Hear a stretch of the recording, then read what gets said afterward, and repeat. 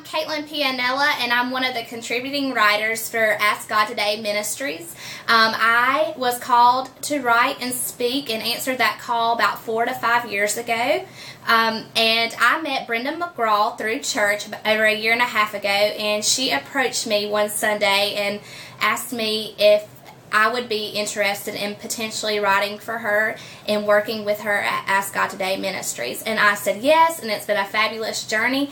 I'm going to share a little bit of my testimony with you guys for those of you that may or may not have read any of my posts. I shared a little bit about myself and the journey that Christ has called me to and has walked me through.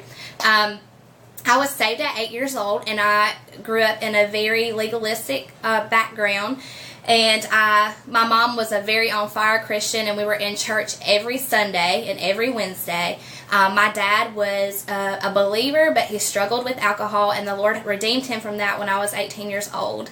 Something that you may or may not find very interesting about me is that I wandered, and I am a redeemed, wayward Christian.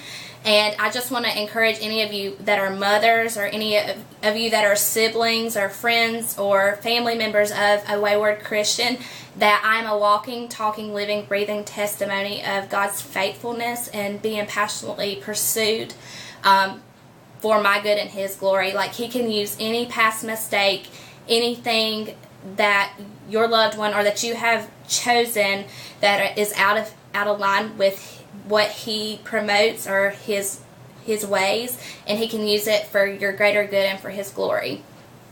Well, my life verse is 2 Corinthians 5:7, and it's, I walk by faith and not by sight. I struggled with anxiety and depression in my teens, and I think that was a consequence of living in a lot of flesh, and that was God's way of trying to reveal to me that wasn't the life that He called me to. But even despite the ways that I was living, and some of the trials that I went through in my family weren't of my own choices.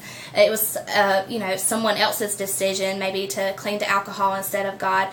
But as I have looked over my life, and as I continue to look over some of the struggles and trials that came to play, my husband's a military.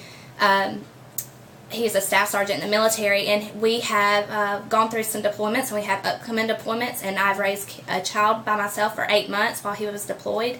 And I see just this verse throughout my life that I remembered as a child at 4 years old, that I would say and recite to my parents' bedroom when I was scared of the dark, and it's, I walk by faith and not by sight. And so I would encourage you guys to just meditate on that this week or over the next couple of days, about how God allows you to go through things, and maybe you don't see what it's doing, but it is bearing eternal weight on the other side, and it's being used for your good, and it will eventually be used for His glory. My all-time favorite movie, these are some questions that you may have, is The Notebook. Too cliche, very basic.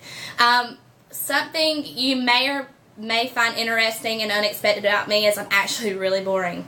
I come home every night and I watch Fox News. I'm that boring. So, my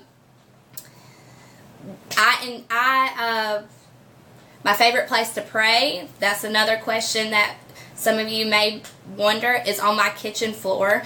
I have found that sometimes through really rough trials that I've hit my knees, and I always find myself in the kitchen, and that's weird because I hate to cook. And so maybe I'm just running back and forth, and I'm just like, I give up, I surrender. And my most challenging thing in my spiritual walk, or challenging in my spiritual life, would probably be trusting God to who He really says that He is. I think sometimes it's really hard for me, or it has been really hard for me, to see myself in a situation and really trust that God is good and that He is faithful and He is out for my good, despite how the situation may appear or seem, or how scary and frightening it can be. And again, my life verse is 2 Corinthians 5:7, and it's to live by faith, or walk by faith and not by sight. And I just want to encourage you all again to live from that, live by trusting who God really is in each moment, and walk in that. It's easy to believe it, but it's hard to walk in it.